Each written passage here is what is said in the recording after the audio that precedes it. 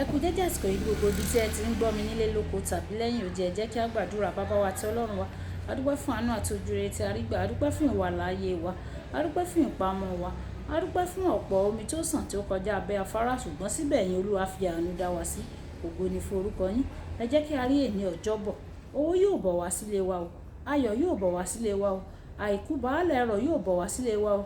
Gbogbo ìrìn àjò tí a bá lọ láyọ̀ la ó padà, tá ò bọ̀ wá padà sílé wa ní orúkọ Jésù. Ọ̀rọ̀ náà tí a gbọ́ lé ní kó ṣe ayé àti ọkàn wa sí ní rere, kí ó má ṣe lòdì sí wa ní ọjọ́ ìdájọ́. Jésù Olúwa wa, àmín. Èní Ọjọ́bọ̀, ìwé ọ̀run ṣíṣí tí a ti ọwọ́ olùṣọ́ àgùntàn Enoch Adeboye kọ ní èní Ọjọ́bọ̀, ọjọ́ kejìdínlógún oṣù karùn-ún, ọjọ́ kejìdínlógún oṣù karùn-ún. Àkòrí tí a ó gbéyẹ̀wò sọ wípé ẹ̀bùn ìfẹ́ náà, ẹ̀bùn ìfẹ́ náà, ẹ̀bùn ìfẹ́ náà. Nígbà tí a ó mú àkọ́sórí wa nínú ìwé Kọ́ríńtì kìíní orí ìkẹtàlá ẹsẹ̀ ìkẹtàlá, ìwé Kọ́ríńtì kìíní orí ìkẹtàlá ẹsẹ̀ ìkẹtàlá. Ǹjẹ́ nísinsìnyí ìgbàgbọ́, ìrètí àti ìfẹ́ ń bẹ, àwọn mẹ́ta yìí, ṣùgbọ́n èyí tí ó tóbi jù nínú wọn ni ìfẹ́. Nígbà tí a ó mú bíbélì kíkà wa nínú ìwé Kọ́ríńtì kan náà, Kọ́ríńtì kìíní orí ìkẹtàlá ẹsẹ̀ ìkíní títí dé ẹsẹ̀ ìkẹtàlá, tí ó kà báyìí pé bí mo tilẹ̀ ń fọ onírúurú èdè ti áńgẹ́lì tí èmi kò sì ní ìfẹ́, èmi dàbí idẹ tí ń dún tàbí bí tábìlì olóhùn gbòòrò. Bí mo sì ní ẹ̀bùn ìsọtẹ́lẹ̀, tí mo sì ní òye gbogbo ohun ìjìnlẹ̀ àti gbogbo ìmọ̀, bí mo sì ní gbogbo ìgbàgbọ́ tó bẹ́ẹ̀ tí mo lè ṣí àwọn òkè ńlá nípò, tí èmi kò sì ní ìfẹ́, èmi kò jẹ́ nǹkan o. Bí mo sì ń fi gbogbo ohun ìní mi bọ́ àwọn tálákà, bí mo sì fi ara mi fúnni láti sun, tí èmi kò sì ní ìfẹ́, kò ní èrè kan fún mi o. Ìfẹ́ a máa mú sùúrù, a sì máa ṣeun, kì í sì ṣe ìlara. Ìfẹ́ kì í sọ̀rọ̀ ìgbéraga. Ìfẹ́ kì í fẹ́, kì í hùwà àìtọ́, kì í wá ohun ara rẹ̀ nìkan o. A kì í mú bínú, bẹ́ẹ̀ ni kì í gbèrò ohun búburú, kì í yọ̀ sí àìṣòdodo, ṣùgbọ́n a máa yọ̀ nínú òtítọ́. A máa farada ohun gbogbo, a máa gba ohun gbogbo gbọ́, a máa retí ohun gbogbo, a máa fararán ohun gbogbo. Ìfẹ́ kì í yẹ̀ láé, ṣùgbọ́n bí ó bá ṣe pé ìsọtẹ́lẹ̀ ni, wọn ó dópin. Bí ó bá ṣe pé ẹ̀bùn ahọ́n ni, wọn ó dákẹ́. Bí ó bá ṣe pé ìmọ̀ ni, yóò jẹ́ asán. Nítorí àwa mọ̀ ní apá kan, àwa sì ń sọtẹ́lẹ̀ ní apá kejì. Ṣùgbọ́n nígbà tí ẹ̀yin tí ó pèdé bá dé, ẹ̀yin tí ń ṣe ti apá kan yóò dópin. Nígbà tí mo wà ní èwe, èmi a máa sọ̀rọ̀ bí èwe, èmi a máa mòye bí èwe, èmi a máa gbèrò bí èwe. Ṣùgbọ́n nígbà tí mo di ọkùnrin tán, mo fi ìwà èwe sílẹ̀. Nítorí pé nísinsìnyí àwa ń ríran bàìbàì nínú àwòjíji, ṣùgbọ́n nígbà náà ní ojúkójú. Nísinsìnyí mo ní apá kan, ṣùgbọ́n nígbà náà ni èmi ò mọ̀ gẹ́gẹ́ bí mo ti di mímọ́ pẹ̀lú. Ǹjẹ́ nísinsìnyí ìgbàgbọ́, ìrètí, ìfẹ́ ń bẹ, àwọn mẹ́ta yìí, ṣùgbọ́n èyí tí ó tóbi jù nínú wọn ni ìfẹ́. Wàyí, ẹ tẹ́tí bẹ̀lẹ̀ jẹ́ láti gbọ́ ohun tí olùṣọ́ àgùntàn Enoch Adeboye ní fún wa léní Ọjọ́bọ̀, ọjọ́ kejìdínlógún.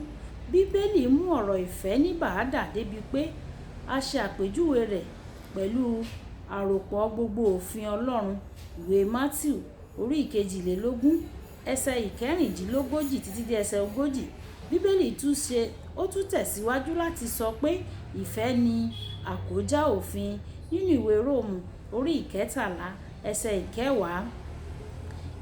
Ìlò ọ̀rọ̀ náà òfin nínú Bíbélì máa ń jẹ́ ìtọ́kasí gbogbo àṣẹ àti ìlànà tí a kọ sílẹ̀ nínú májẹ̀mú láéláé.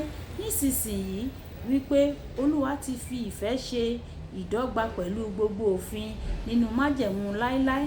Ǹjẹ́ ohun tó gbé ǹjẹ́ ó jẹ́ ohun tí ó gbé èrò ó jẹ́ ohun tí ó gba èrò gidi. Bíbélì nínú ìwé Kọ́ríńtì kìíní orí ìkẹtàlá ẹsẹ̀ ìkíní dé ẹsẹ̀ kejì wípé bí mo tilẹ̀ ń fọ onírúurú èdè àti ti áńgẹ́lì tí èmi kò sì ní ìfẹ́, èmi dàbí idẹ tí ń dún tàbí kímbálì olóǹgbòrò. Bí mo sì ní ẹ̀bùn ìsọtẹ́lẹ̀, tí mo sì ní òye gbogbo ohun ìjìnlẹ̀ àti gbogbo ìmọ̀, tí mo sì ní ìgbàgbọ́ tó bẹ́ẹ̀ tí mo lè ṣí àwọn òkè ńlá nípò, tí èmi kò ní ìfẹ́, èmi kò jẹ́ mọ́ nǹkan. Ibi kíkà òkè yìí sọ ní kedere nípa pàtàkì ìfẹ́ àti bí ó ṣe yẹ kí àwọn ọmọ Ọlọ́run kí ó kà á sí lórí ìgbéwò jíjẹ́ ẹni ẹ̀mí. Níbi Ọlọ́run ṣe àpèjúwe àwọn ohun ẹ̀bùn ẹ̀mí pàtàkì tí kò wọ́pọ̀ pẹ̀lú ìfẹ́. Sísọ ọ̀rọ̀ nínú onírúurú èdè ènìyàn àti áńgẹ́lì túmọ̀ sí agbára láti sọ̀rọ̀ ní èdè ti ọ̀run àti pàápàá láti túmọ̀ rẹ̀ ní èdè ènìyàn. Ìtumọ̀ àwọn èdè yìí jẹ́ ẹ̀bùn tó ṣọ̀wọ́n tí àwọn ènìyàn máa ń wá nínú ara Kristi. Síbẹ̀ ẹnikẹ́ni tí ó bá ní ẹ̀bùn yìí láì ní ìfẹ́ ni a ṣe àpèjúwe rẹ̀ bí idẹ tí ń dún àti táńbálì olóǹgbòrò tí Ọlọ́run rí bí ohun tí ó kàn ń pariwo lásán ni. Síwájú sí i, Bíbélì wípé bí ẹnìkan bá ní ẹ̀bùn ìsọtẹ́lẹ̀ tí ó ní òye ohun ìjìnlẹ̀ àti gbogbo ìmọ̀ pẹ̀lú ìgbàgbọ́ tí òun tó láti ṣiṣẹ́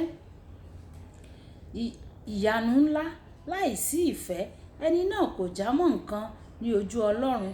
Ìfẹ́ ni òfin tó ga jù nípa èyí tí à ń ṣe òdiwọ̀n ẹ̀bùn yòówù kí a ṣe àfihàn rẹ̀ àti iṣẹ́ ìsìn yòówù kí a ṣe fún Ọlọ́run. Nítorí náà ìfẹ́ ni òfin tó ga jù. Ìwé Róòmù orí ìkẹtàlá ẹsẹ̀ kẹwàá wípé ìfẹ́ kì í ṣe ohun búburú sí ọmọlàkejì rẹ̀. Nítorí náà ìfẹ́ ni àkójá òfin. Iṣẹ́ ìsìn tí ó wu Ọlọ́run ni èyí tí a ṣe láti inú ọkàn tí a sì ṣe nínú ìfẹ́. Ìfẹ́ ni Ọlọ́run. Bí ó bá jẹ́ àtúnbí, ó ní ipa kan láti ṣàfihàn ìfẹ́ aláìlẹ́tàn. Ó jẹ́ àmúyẹ kànńpá nínú ẹ̀sìn Krìstẹ́nì. Ọ̀rọ̀ àgbéyẹ̀wò: títí dé ìpele wo ni ìfẹ́ farahàn nínú ayé rẹ àti iṣẹ́ ìránṣẹ́ rẹ? Títí dé ìpele wo ni ìfẹ́ farahàn nínú ayé rẹ àti iṣẹ́ ìránṣẹ́ rẹ? Kí Olúwa kí ó ràn wá lọ́wọ́ láti ní ìfẹ́ àìṣẹ̀tàn sí ọmọlàkejì wa ní orúkọ Jésù. Kì í dùn kó pọ̀ o, ṣókí lọ́bẹ̀ oge. Níbi tí a ó fi àdàgbà ọ̀run ṣíṣí tíkà àti èyí sí leléyìí. Olúwàbùkọ́lá aya kó tẹ́ mọ̀ sí ìyá yẹn rẹ̀ ìyá àwọn ọmọ rere. Nígbà tí a máa pàdé ní ọ̀la, ìpàdé wa bí oyin. Ó dàbọ̀.